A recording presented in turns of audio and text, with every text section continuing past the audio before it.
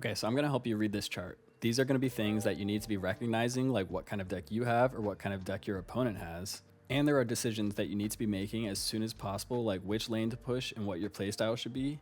And this is gonna vary depending on what kind of deck you have and what kind of deck your opponent has. First, let's start with our deck. In this example, we're gonna be using a cycle deck. So our win conditions might be something like a Hog Rider, but that's gonna be followed by something like skeletons, spirits, stuff that's super cheap, and I'm able to cycle really quickly to get back to my Hog Rider and optimize my chip damage in the game.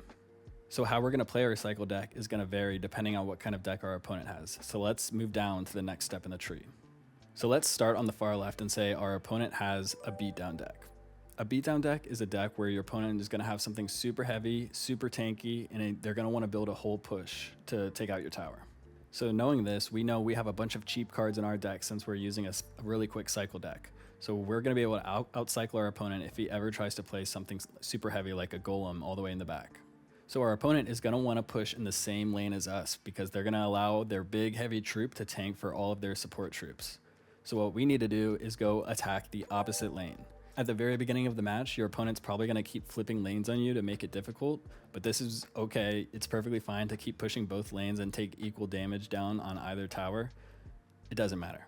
Once it gets later in the game and your opponent has a little bit of a chunk off a tower, they're going to want to focus on that side only. So that's when you focus on their opposite lane. Like I mentioned earlier, you're going to want to play fast. Since your cycle is way cheaper than theirs, you're going to want to keep cycling to get back to your win condition as quickly as possible. Okay, so now that we made it to the bottom of the chart, let's go back to the top and see how this would be different if we were playing a bait deck. So bait decks almost always want to push opposite of whatever lane their opponent is pushing. So knowing this, we're going to want to push the same lane they are. They're not going to be trying to build a big push like a beatdown deck would. They're not going to be playing slow. They're going to be playing super fast to get that quick chip damage. So knowing this, we're going to want to switch our playstyle to be very slow. We want to make maximum use of our elixir. We want to be super efficient and then turn our defenses into very strong counter pushes. And lastly, let's see what it would look like if we were going up against a control deck. So both control decks and cycle decks are very similar. Control decks are a little more defense heavy than a typical cycle deck would be.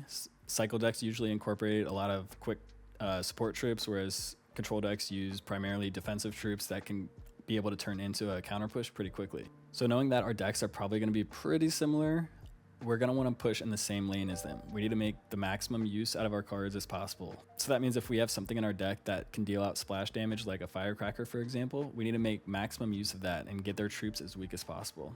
We're going to want to be playing fast, but not like super crazy fast. Again, we need to make sure we're using our cards efficiently and defending cheaply.